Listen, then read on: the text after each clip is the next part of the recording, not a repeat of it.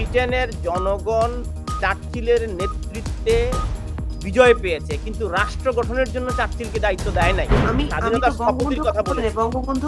বঙ্গবন্ধুর তত্ত্বাবধানে রক্ষী বাহিনী ছিল না? আমরা তো এটা বইপত্রে পড়েছি, আমাদের তো জন্ম হয় নাই। আপনি 16 ডিসেম্বরে মিলাবে না তানভীর ভাই। এই কারণে আপনি 16 ডিসেম্বরকে বিজয় দিবস হবে কিনা এটা নিয়ে প্রশ্ন তুলবেন। যদি পালিয়ে যেতে না পারতো মানুষের চার্চিলের কনজারভেটিভ পার্টি মূর্তির উপর দিয়ে হইতো না।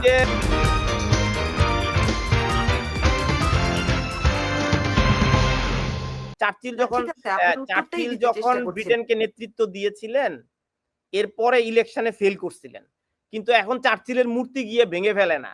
মানে ব্রিটেনের জনগণ চার্চিলের নেতৃত্বে বিজয় পেয়েছে, কিন্তু রাষ্ট্র গঠনের জন্য চার্চিলকে দায়িত্ব দেয় নাই। তারা ভোট দিয়েই চার্চিলকে পরাজিত করেছে। তো এখন কি জনগণ গিয়ে চার্চিলের মূর্তি ভেঙে ফেলে? ভাস্কর্য পার্লামেন্টের সামনে যে চার্চিল দাঁড়ায় আছে এটা ভেঙে ফেলে?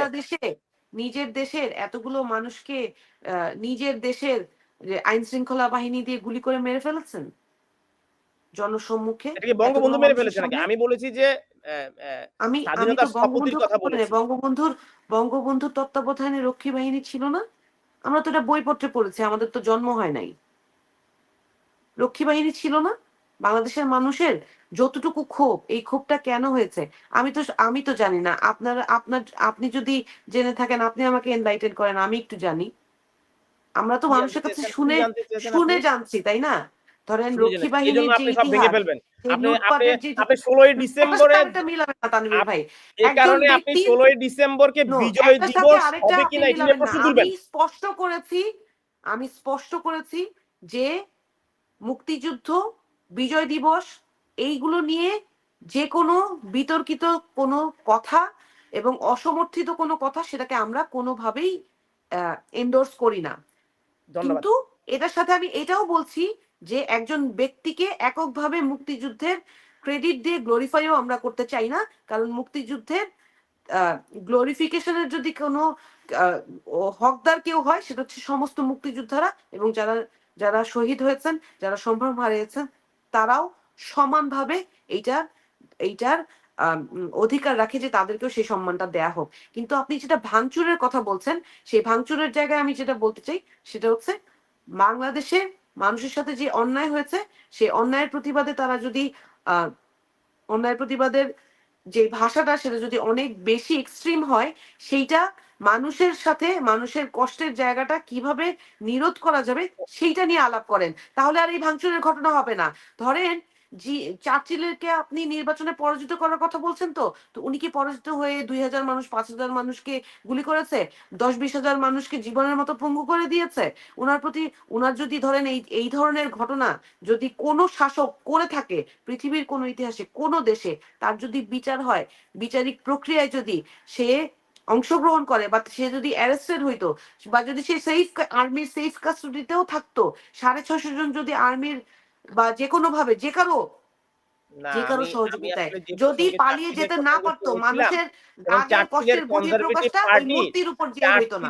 কনজারভেটিভ পার্টি কোভিডের সময় এই চার্চিলের রাজনৈতিক আদর্শের দলই তো কনজারভেটিভ পার্টির প্রধানমন্ত্রী ছিলেন এই যে বরিস জনসন, ওই যে জাকরা চুলের বরিস জনসন। তো বরিস জনসনের কোভিড কেলেঙ্কারি, বরিস জনসনের বন্ধুদেরকে কোভিডের পিপিই কিনতে দেওয়া, নানা রকমের কেলেঙ্কারি করে বরিস জনসন বিদায় নিছেন। তো বরিস জনসনের অপকর্মের জন্য চার্চিলের বাড়ি কেউ ভাঙছে কিনা, আমার প্রসঙ্গটি ছিল এইটি।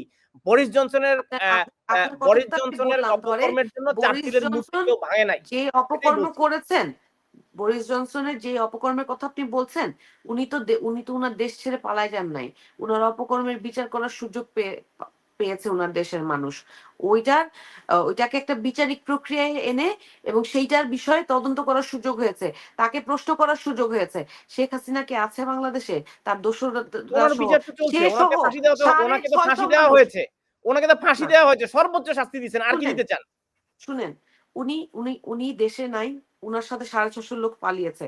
স্বাভাবিকভাবেই উনাকে যে ভারত যে আশ্রয় দিচ্ছে, ওনাকে আনা যাচ্ছে না, ওনাকে ফাঁসি দেওয়া যাচ্ছে না, এই কারণে ওগুলি ভেঙে ফেলা জাস্টিফাইড। আপনি তো আমাকে এটা জিজ্ঞেস করেন না যে আমি ফাঁসি সমর্থন করি কিনা। আমি সর্বোচ্চ সাজা চাই। উনার আজীবন জেল হইতে পারতো, ফাঁসি হওয়াটা আমি সমর্থন করি না, সেটা আবার আরেকটা ডিবেট। কিন্তু আমি ফাঁসি দিতে পারছি না বলে আমি অখুশি, এই আপনার এই কথাটাও আমি সমর্থন করতে পারলাম না।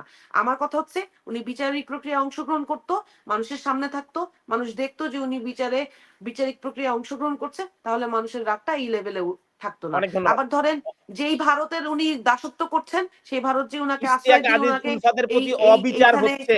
অংশগ্রহণ একজন করতে দিবেন না, মুক্তিযোদ্ধাকে বিজয়ের এই বিজয়ের বিচারিক মাসে প্রক্রিয়ায় এনে আমি অংশগ্রহণ বসিয়ে করতে রেখেছি। দিবেন ওনার না, প্রতি অবিচার হচ্ছে। আপনি সেটাও ন্যায় বিচার মানুষ করুন। জানে বলেই মানুষ এই আপনি বলে ন্যায় প্রকাশ বিচার করে ফেলে। করুন।